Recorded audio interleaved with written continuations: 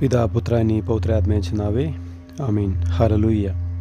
आज आपण ऐकणार वचन आहे तसलिनिका करास पहिले पत्र अध्याय 5 वचन संख्या 16 ते 22 पर्यंत. वचन ऐकूया. सर्वदा आनंदित असा, निरंतर प्रार्थना करा, सर्व स्थितीत उपकार स्तुती करा, कारण तुम्हाविषयी ख्रिस्त येशूमध्ये देवाची इच्छा हीच आहे. आत्म्याला विझू नका, संदेशाचा धिक्कार करू नका, सर्व गोष्टीची पारख करा, चांगले ते बलकट धरा, वाईटाच्या प्रत्येक प्रकारापासून दूर राहा. हालेलुया. देवाचे वचन आपल्याला सांगत आहे, तुम्ही सर्व स्थितीत सर्वदा आनंदित असा.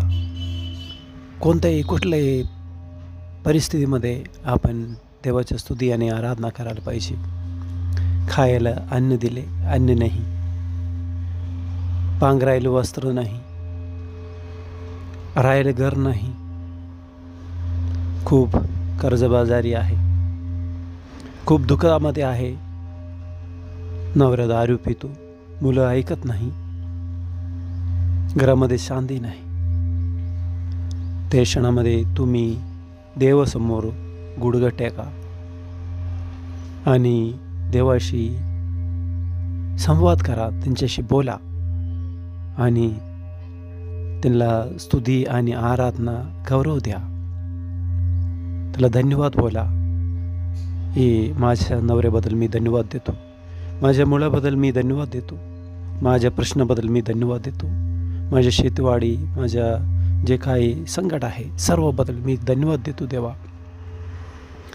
कारण परमेश्वर क्रूसवर जेव्हा मरण पाहता, क्रूसवर किडले गेले, क्रूसवर टांगले गेले, तेव्हा ज्याने त्याला क्रूसवर टांगले त्याच्यासाठी प्रार्थना करून परमेश्वराकडं येशू ख्रिस्त प्रार्थना केले, हे बापा, हे लोक काय करत आहे त्याला माहीत नाही, त्याला तू क्षमा करा. आपण प्रत्येक प्रसंगामध्ये, प्रत्येक वेळेमध्ये, प्रत्येक प्रश्नामध्ये, प्रत्येक संकटामध्ये देवाचरणी राहण्याच्या, देवाला जोडून राहण्याचा प्रयत्न करूया, आनंदित राहण्याचा प्रयत्न करूया. निरंतर प्रार्थना करा. आपण निरंतर प्रार्थना करायला पाहिजे. उठताना देवाचं नाव घेऊन उठला पाहिजे आणि देवाला थोडी वेळ द्यायला पाहिजे. सकाळी काम करत असताना देवाचं नाव घ्या. येशू येशू येशू येशू असं म्हणा. येशू मी तुला शरण येतो असं म्हणा. असं आपण जीवन जगूया. आपण काम करताना, आपण ऑफिसला जात असताना, आपण कपडा बदलत असताना, आपण गाडी चालवत असताना, ऑफिसमध्ये काम करत असताना देवाचं नाव सदैव आपल्या मनामध्ये असू दे, आपल्या हृदयामध्ये असू दे आणि देवाला धन्यवाद करून जीवन जागत राहायचे आणि आपलं सगळं विनंती देवाचरणी समर्पण करायचे. आणि पुढे म्हणलेलं आहे, सर्व स्थितीत उपकार स्तुती करा. सर्व स्थितीत आपण उपकार स्तुती करून जीवन जगलं पाहिजे. धन्यवाद द्यायला पाहिजे, देवाला स्तुती आणि आराधना करायला पाहिजे. कारण तुम्हाविषयी ख्रिस्त येशूमध्ये देवाची इच्छा हीच आहे. देवाची इच्छा आपल्याबद्दल हेच आहे.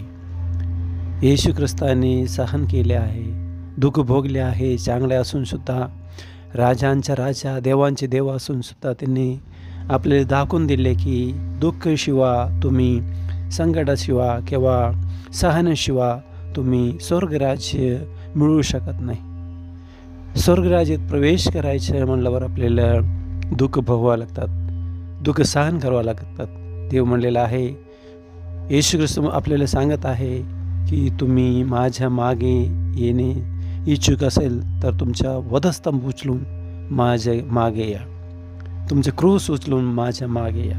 आपल्या दुःखाच्या, संकटाचा जे भार आहे, क्रूस आहे, आपण उत्साहाने, आनंदाने उचलायचं. देवाच्या स्तुती आणि आराधना करून आपण देवा मागे जायचे.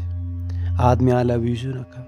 आपल्यामध्ये असलेल्या पवित्र आत्म्या, आपल्यामध्ये असलेले, आपल्या बाप्तिस्माद्वारे आपल्या शरीरामध्ये, आपल्या हृदयामध्ये, आपल्या अंतःकरणात आलेल्या पवित्र आत्म्याला आपण प्रज्वलित करायला पाहिजे, त्याला विझून द्यायचे नाही. आपल्या प्रार्थनाद्वारे, आपल्या चांगल्या वागणूकद्वारे, आपल्या कर्तव्याद्वारे, कृत्याद्वारे आपण देवाला संतुष्ट करायचे आहे. संदेशाचा धिक्कार करू नका. संदेशाचा धिक्कार नाही करायचे. आपल्याला एखादा संदेश नाही आवडले तर आपण सोडून द्यायचे, पण त्याचे धिक्कार नाही करायचे. चांगला संदेश ऐकले, आपल्याला आवडले तर त्याचे स्वीकार करायचे, ते दुसऱ्याला पाठवायचे. कारण दुसऱ्यांच्या जीवनामध्ये सुद्धा ते संदेश काय करेल. सर्व गोष्टीची पार करा, चांगले ते बळकट करा. आपल्या जीवनामध्ये जे आपल्याला जे चांगलं वाटतं आहे आणि देवाला त्याचे चांगलं वाटत आहे, देवाला आणि आपल्याला जे चांगलं वाटत आहे ते आपण करायला पाहिजे, त्याच्या आचरण करायला पाहिजे. आणि वाईटाच्या प्रत्येक प्रसंगापासून दूर राहा. आपल्याला संधी मिळाले, पाप करायला संधी मिळाले, पण आपण ते नाही केले, ते सगळ्यात उत्तम आहे, श्रेष्ठ आहे. योसेफाने आपण जुन्या करारामध्ये बघितलं तर जोसेफ जेव्हा फारोच्या जे अधिकाऱ्यांच्या बायको त्याला पाप करायला बोलवले, त्याला पाप करण्याचा प्रसंग मिळाले, सुख येण्याचा प्रसंग मिळाले, ते त्याच्यापासून पळून गेले, लांब गेले. म्हणून देवाने त्याला उच्च केले आणि अति उंच केले की ते मिस्री लोकांच्या नेता झाले. राजानंतर दुसरं स्थान म्हणजे योसेफाला प्राप्त झाले. कुवेत ढकलले गेलेले योसेफ आणि त्याच्या भावाने नाकारलेले जोसेफ, ते जोसेफाला देवाला उंच केले. म्हणून आपण पापाच्या सर्व प्रसंगापासून दूर राहूया. कारण आपला देव आपल्या सोबत राहणार देव आहे, आपल्याला सहाय्य करणार देव आहे, आपला हात धरणार, आपल्याला तारणार आपला देव आहे. यशायाचा ग्रंथ अध्याय 41 वचनसंख्या 10 म्हणलेलं आहे, तू भिवू नको कारण मी तुझ्या बरोबर आहे. घाबरू नको कारण मी तुझा देव आहे. मी तुला शक्ती देतो, मी तुझे सहाय्य करतो. मी आपल्या धार्मिकतेच्या उजव्या हाताने तुला सावरतो. आपला देवता आपल्या सोबत राहणार देव आहे, आपल्याला धैर्य देणार देव आहे, आपल्याला सांत्वन करणार आपला देव आहे, आपल्याला शक्ती देणार, आपलं सहाय्य करणार, धार्मिकतेच्या उजव्या हाताने आपल्याला सावरणार आपला देव आहे. आपला परमेश्वर सर्वशक्तिमान आहे, त्याला सर्व काही शक्य आहे. आपण विश्वास धरूया, विश्वासाद्वारे वाढवूया. विश्वासात आपण उणे पडत असेल तर देवाचरणी आपण मागूया विश्वास वाढवण्यासाठी. हे देवा माझा विश्वास वाढव असा प्रार्थना करूया. सर्व पापाच्या प्रसंगापासून आपण लांब राहूया, देवाला चिटकून राहूया. आता देवाच्या आगमनासाठी आपण तयार करणार आहे. डिसेंबर महिन्यात आपला देव आपल्यामध्ये येऊन वास करणार आहे, आपल्याला कुटुंबात येणार आहे. प्रत्येकाच्या कुटुंबात बाळ येशूला घेऊन येत आहे.